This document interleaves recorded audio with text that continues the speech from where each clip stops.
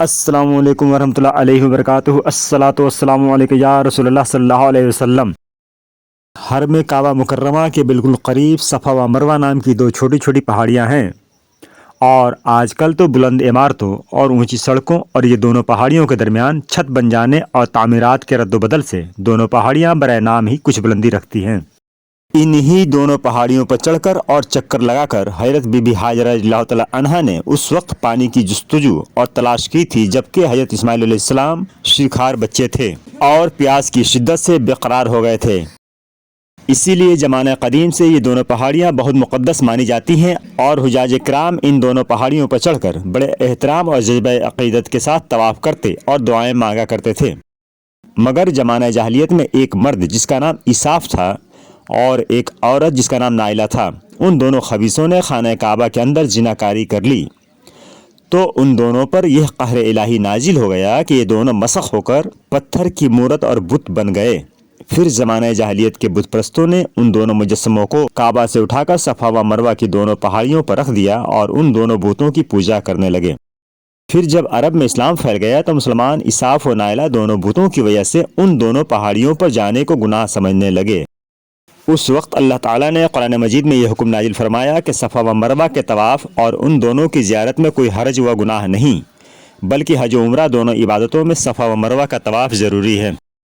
فتح مکہ کے دن حضور صلی اللہ علیہ وسلم نے ان دونوں پہاڑیوں پر سے اساف و نائلہ دونوں بتوں کو توڑ پھوڑ کر نیست و نابود کر دیا، اور ان دونوں پہاڑیوں کو حسب دستور سابق مقدس و معظم قرار دے کر ان دونوں کا طواف حج و عمرہ میں ضروری قرار دیا گیا۔ چنانچہ قرآن مجید میں سورہ بقرہ کی آیت نمبر 158 میں اللہ تعالیٰ کا ارشاد ہوا، جس کا مفہوم یہ ہے: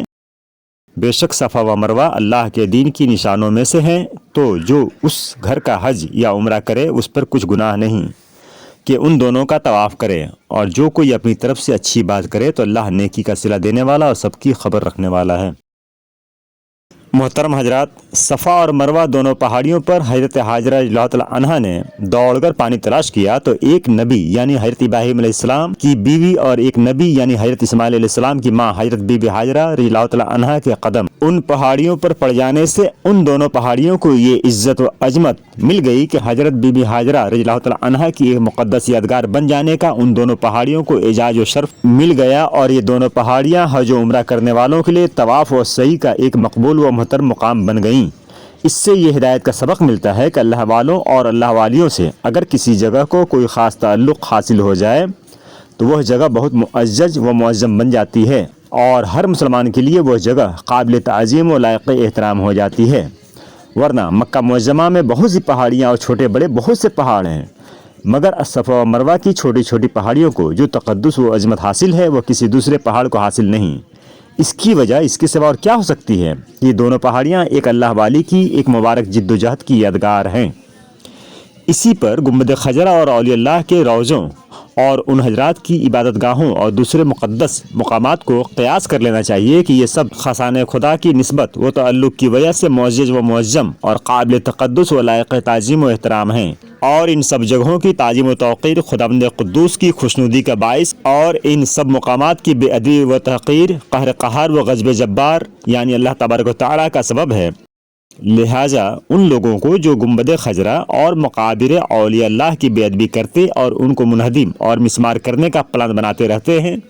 ان حقائق کے ستاروں سے ہدایت کی روشنی حاصل کرنی چاہیے اور اپنی نحوستوں اور بدبختیوں سے تائب ہو کر صراط مستقیم کی راہ پر ثابت قدم ہو جانا چاہیے۔ اللہ تعالیٰ اپنے حبیب کریم صلی اللہ علیہ وسلم کے طفیل میں سب کو ہدایت کا نور عطا فرمائے اور صراط مستقیم کی شاہراہ پر چلائے، آمین ثم آمین۔